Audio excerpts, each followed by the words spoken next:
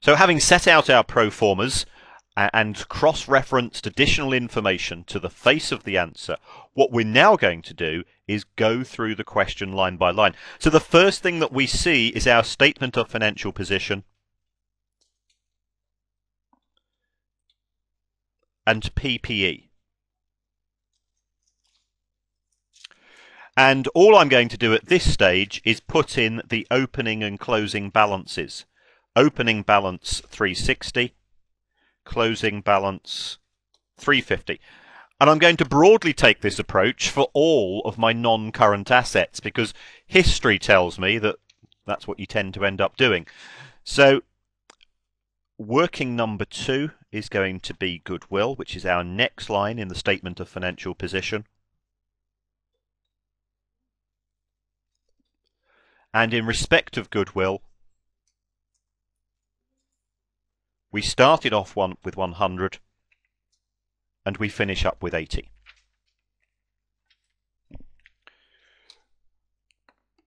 We then come to other intangible assets. Not quite sure what's happening here.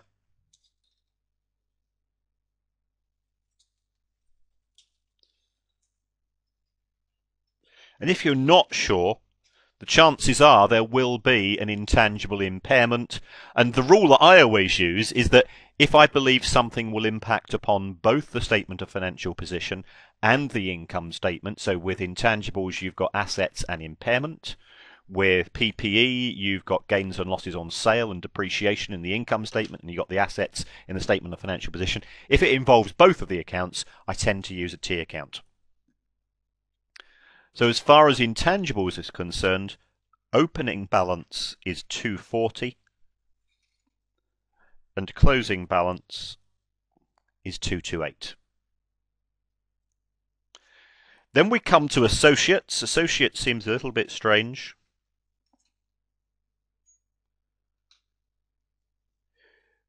In the sense that there was nothing at the start of the year, and at the end of the year it's 100. And then investments in equity instruments. This is a rather long-winded way of saying investments. So this is simply shares that Warrburt owns in other companies. Opening balance 150, closing balance 142. So that's dealt with my non-current assets. If we then turn our attention to current assets, and the first thing that I see is inventories, and we're going to start to apply our golden rules. Now, in terms of inventories, inventories are part of working capital, and we split the operating cash flow section into 3. First of all, we've got our profit before tax and adjustments to profit. And there'll be quite a few of these. Then movements in working capital. And here we've got our movement in inventories. And what's happened with inventories? Inventories have gone down. I've not referenced this to any of the notes. Asset down, cash up. Similarly, with receivables. Receivables are an asset. Asset down, cash up. And now we come to cash itself, and we've got opening and closing balances for cash. I've had a quick look at the balance sheet, quick look at the SFP. There's no overdraft, there's no negative cash balances to deal with.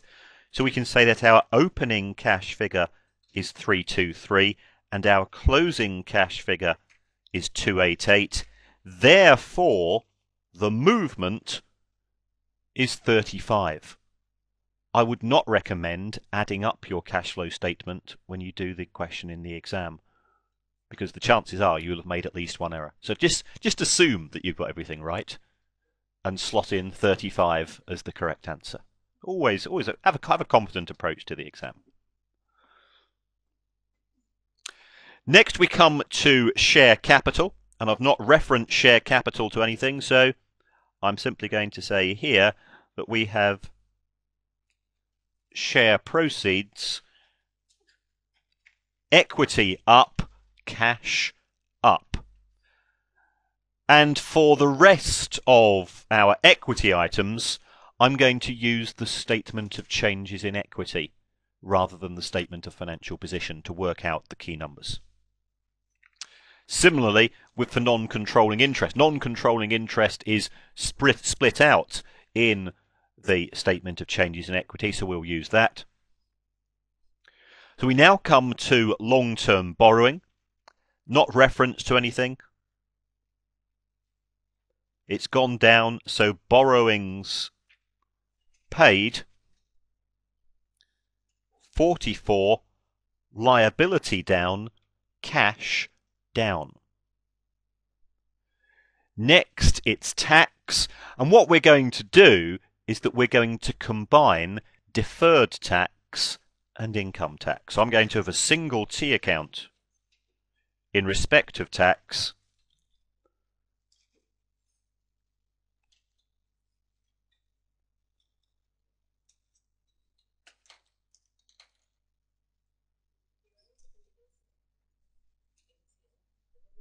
and NCI will deal with when I come to the statement of changes in equity. So next we're looking at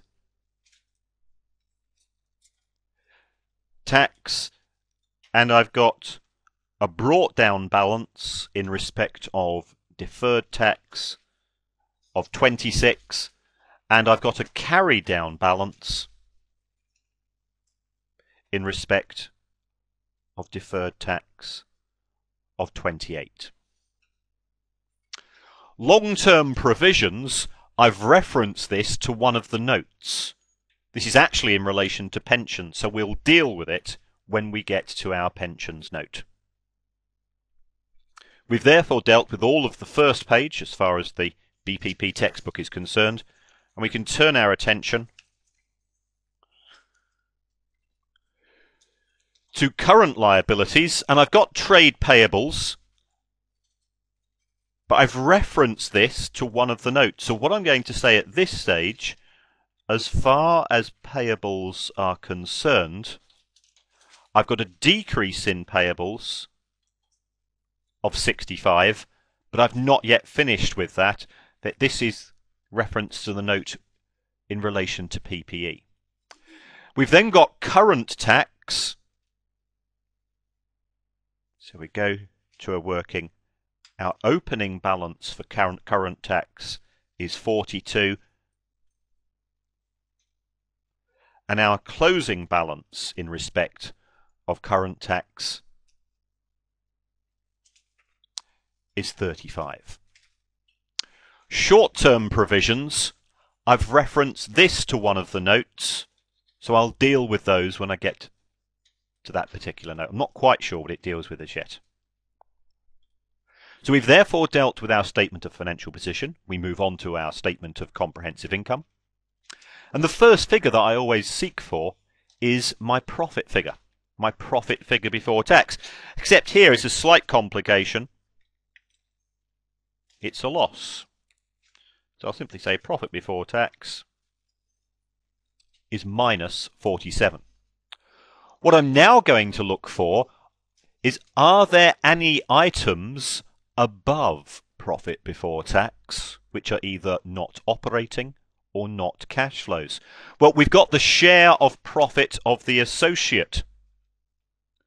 So in terms of my adjustments to profit, I'm going to say in respect of the associate, that profit figure needs to be deducted because it is not a cash flow. Because it relates to the associate and we have an associate T account, let's go to our associate T account And let's think double entry. Associate income is a credit in the income statement, therefore it's a debit in the T account. So I'm going to debit associates with 6. We also have finance costs. And I've referenced finance costs to note number 5. It appears that we've got some adjustments to make to finance costs. So what I'm going to do, open up a ledger account. Finance costs are an expense. Debit the income statement. Credit your finance costs account. How much is that? It's 9.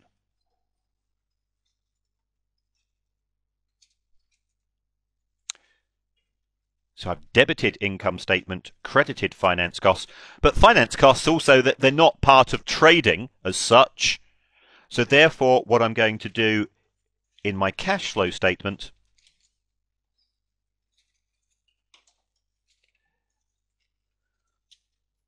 is I'm going to add them back to profit. We'll deduct them later, and you can deduct them in either operating or financing section of your cash flow statement itself. Admin costs and distribution costs, those are fine. Other income, I've referenced it to a note. I'm not quite sure what other income is at this stage. I'm now going to work my way down the income statement, and after our loss before tax, we've got an income tax expense. It's an expense, so debit income statement, credit our tax account.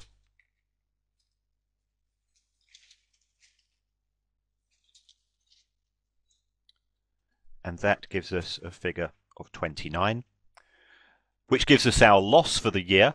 We then come to other comprehensive income, and the investment in the equity instruments, the property revaluation, the actuarial losses, I've referenced to notes 1, 3 and 2 respectively, so I'm going to deal with these issues when I get to those particular notes. We've then got the NCI, but I can sort out the NCI through looking at the statement of changes in equity, so again no further adjustments required. Let's now go to our statement of changes in equity, and what do we see? Well, we've got share capital issued. We've dealt with that. We've already shown that in our cash flow statement. No further work required. Retained earnings, we've got a figure of 9.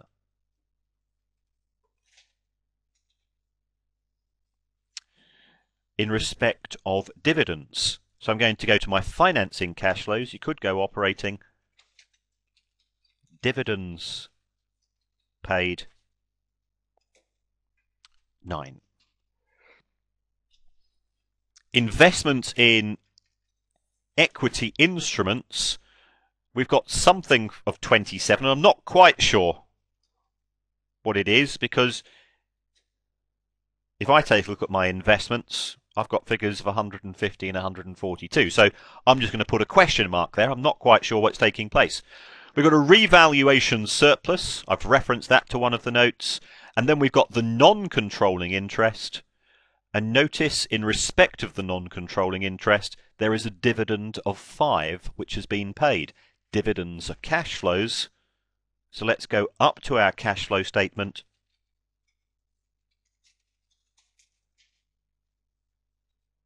Dividend to NCI, 5. It's cash going out of the business. So that's dealt with all of the financial statements. Let's now take a look at the additional information. So if we take a look at note number 1, as far as our investments are concerned, Warrburt has made an election for changes in fair value to go through OCI. So therefore, that explains the figure of 27, doesn't it, in the investment in equity instrument part of our statement of changes in equity. So I'm going to go to investments and say OCI, increase in fair value, 27.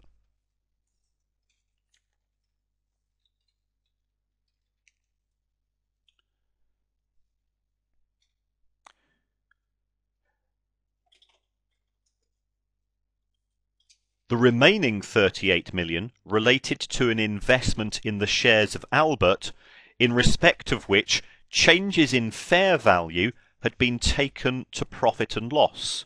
We then sold Warrburt, with the fair value gain being shown in other income in the financial statements. So can you see that Warrburt was worth 38 and we've sold it for 45? So what we must have done during the year is in income statement, other income, when we sold Warrburt, we sold it for 45. It was in the accounts at a figure of 38. So therefore there was a gain of 7. And that ties in with other income in the income statement. Is the gain on disposal a cash flow? Well, it's not.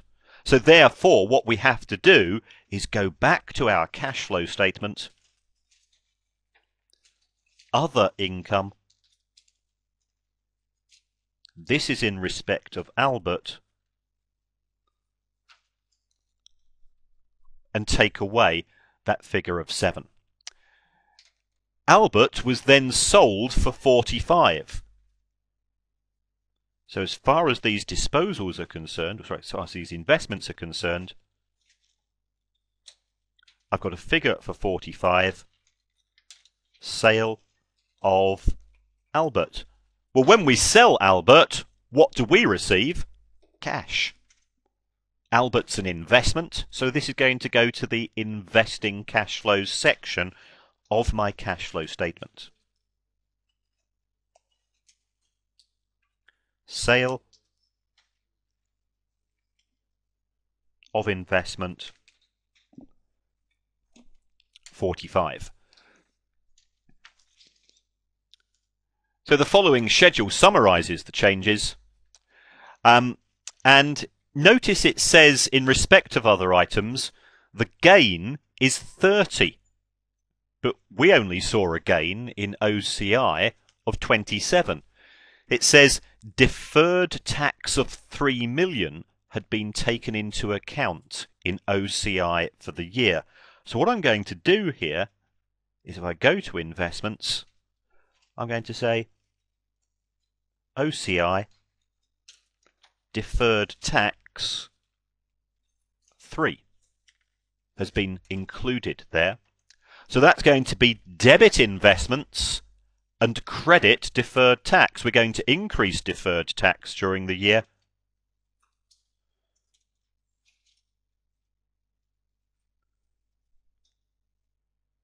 OCI, gain on investments.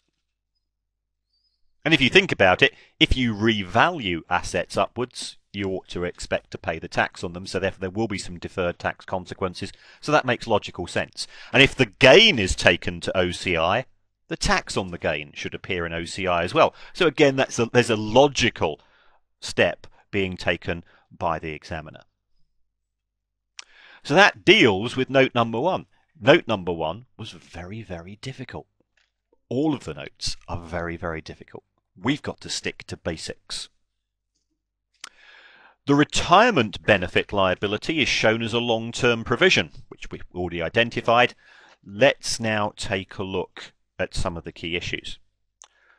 What we want to show is the cash flow. It's a bit slightly unfortunate with these numbers, but what I'm going to do is I'm going to say that the expense for the period, so our income statement pension expense, is not a cash flow itself.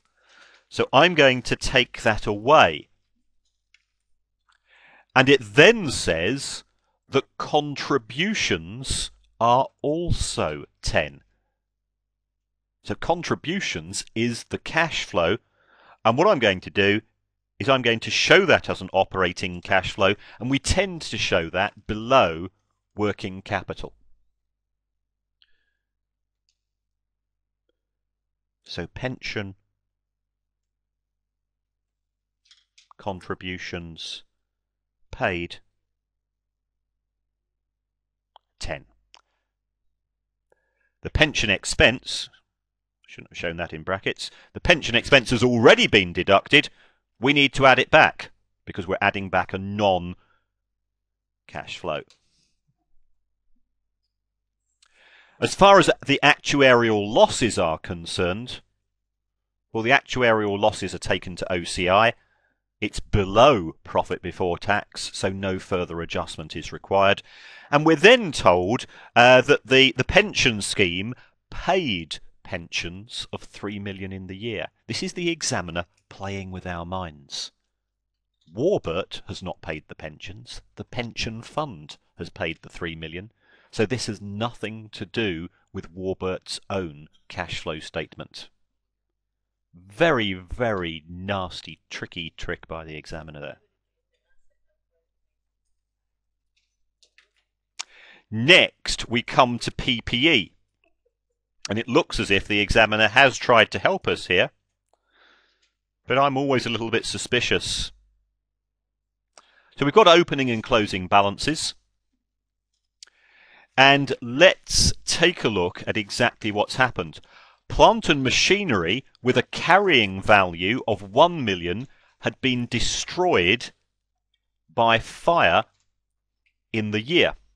The asset was replaced by the insurance company with new plant which was valued at 3 million.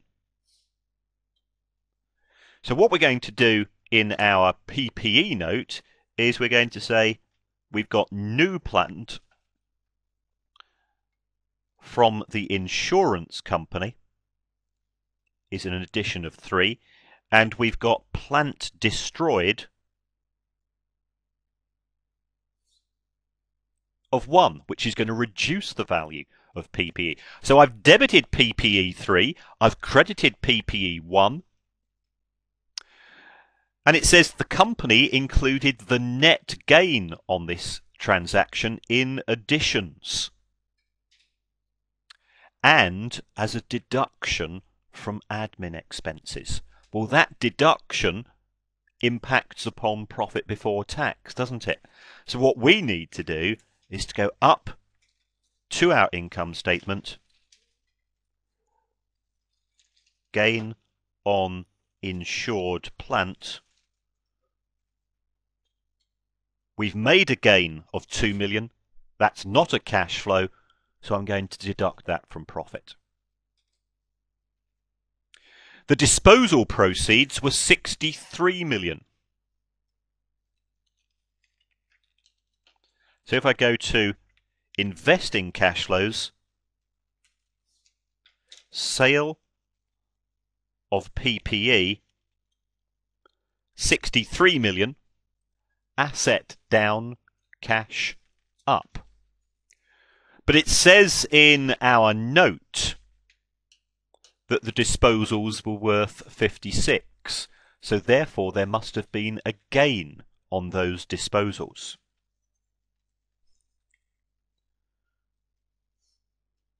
Gain on plant sale, 63 less 56, that's 7 million. Remember, we do the opposite in the cash flow statement to what we do in the income statement. So if it's a gain, it's a positive in the income statement, so we're going to show this as a negative in our cash flow statement.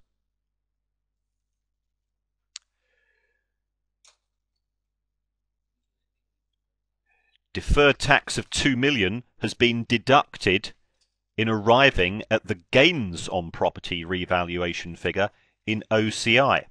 So therefore, what I need to do is I'm effectively debiting OCI and crediting deferred tax. So OCI revaluation 2. We don't need to adjust the cash flow statement itself because OCI is below profit before tax.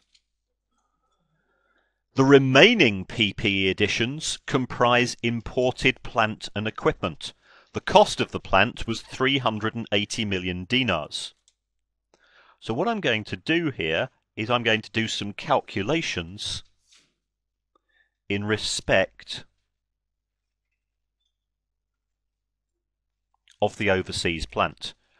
On the 30th of June, we debit plant. How much is that going to be? 380 million. There are 5 dinars to the dollar, so that works out as $76 million. And credit payables for plant, $76 million. On the 31st of October, we make a payment. So we credit cash. How much did we pay? 280 million. But the exchange rate has changed. It's now 4.9. So we pay 57. And therefore I'm going to debit payables for plant, 57. Because that's cash, I need to show that in my cash flow statement.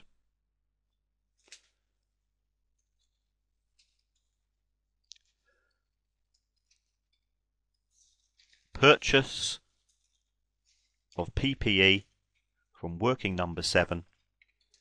That was 57 going out of the business. We then get to the year end. And what we see at the year end is that we've got plant. Now, plant is a non-monetary asset, so therefore we do not restate the value, but we also have a payable. The payable is a monetary liability, so we have to restate the payable at the year end to the closing rate. So we'll be saying here is therefore the payable is 76 less 57.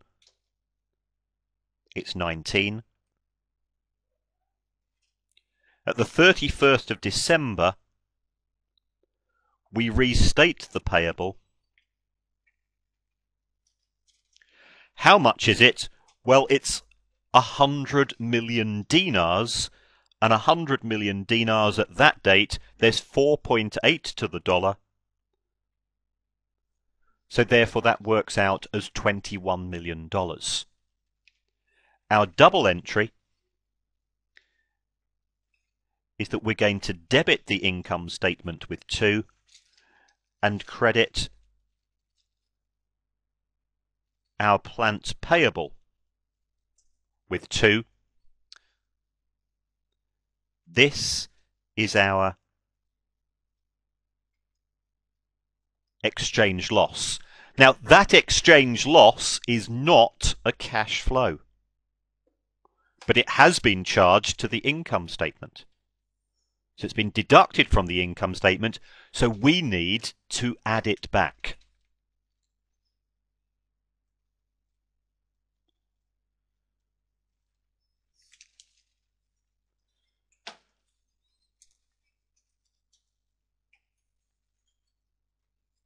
So exchange loss, is this working? 9, 2 million, I'm going to add back.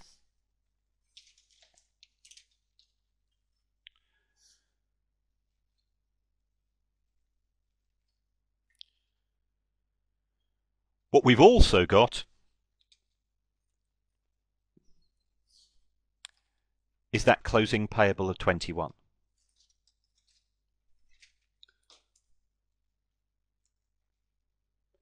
So that gives us a figure of 86 in terms of the movement in payables. What do we know's happened in respect of payables? Well, payables, let's just check that again. Payables have gone down.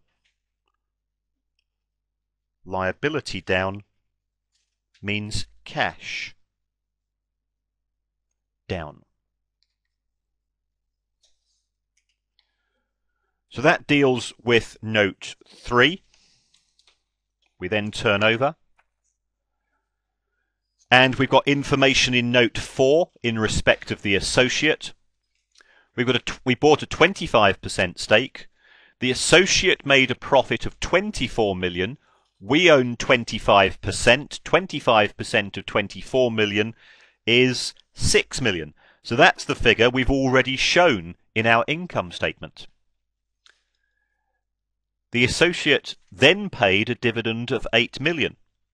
So our share of the dividend, and that's going to be debit cash, isn't it? Debit cash credit associate account will be 25% of 8 million, which is 2 million. That's a cash flow. It's cash coming into the business. I'm going to show this probably in investing, but you could put that into operations if you want. Divvy from associate 2 million, and that's, I'm getting these workings the wrong, that's working number 4.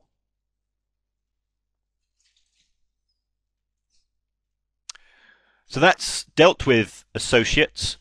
An impairment test had been carried out on goodwill and other intangibles. We've got a goodwill impairment of 20. So income statement impairment 20 in the goodwill account. Is that a cash flow? No, it is not. Therefore, we're going to add that back.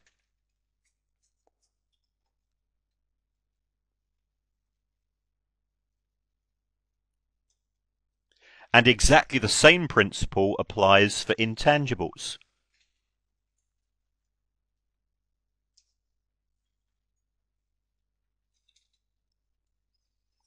We've impaired them by 12, so we will have debited the income statement with a non-cash expense. We need to adjust profit to convert it back into cash. As far as our impairment is concerned, we go to our intangibles account, income statement, impairment, 12. Depreciation, I think I've missed depreciation off. Yeah, let's go back. I've missed depreciation off the note 3. Depreciation should be added back to profit. So that was picked up on note 3. And that's 36.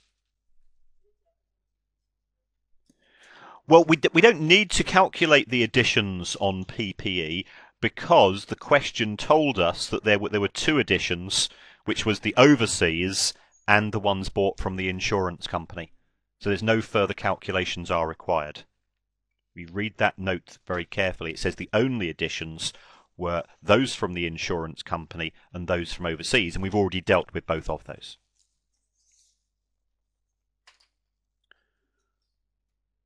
The short-term provisions relate to finance costs.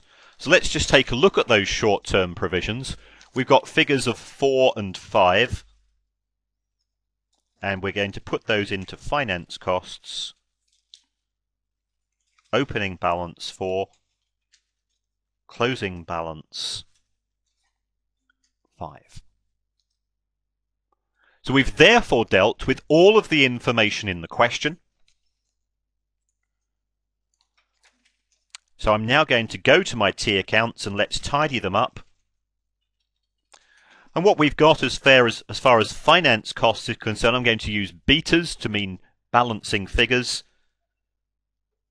We've got a balance in our finance costs of 8. That's going to be finance costs paid, or interest paid. And here you have a choice. You can put this either into financing cash flows or operating cash flows. So interest paid is 8. So we can tick that one off. As far as tax is concerned, if we take a look at our tax T account, the only way we can get this to balance is to stick in a balancing figure of 39. That balancing figure must represent cash tax paid. We pay tax on our profits. Profits are from operations, so this is an operating cash flow.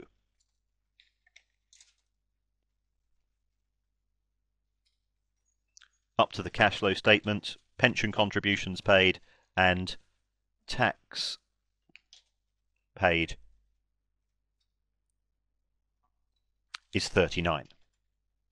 And that's from working 6, I think.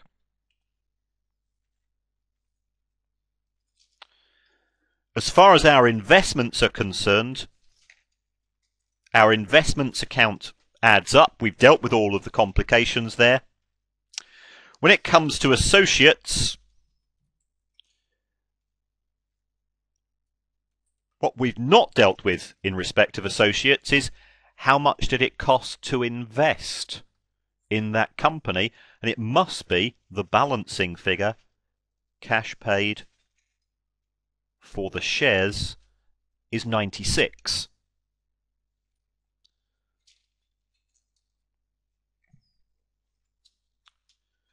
So payment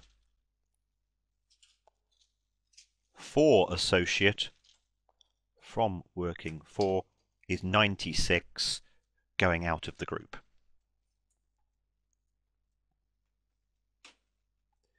Intangibles we've dealt with, goodwill we've dealt with, and PPE I've dealt with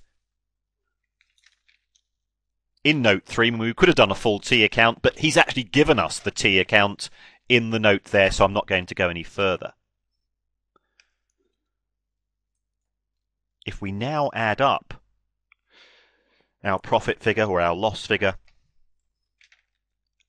and this is something I wouldn't probably advise you to do in the exam, but we've got an overall operating cash flow, if we add up those dozens and dozens of numbers, of minus 19. Investing cash flows, so our investing total is minus 43.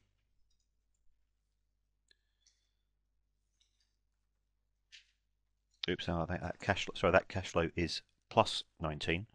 Can't add up.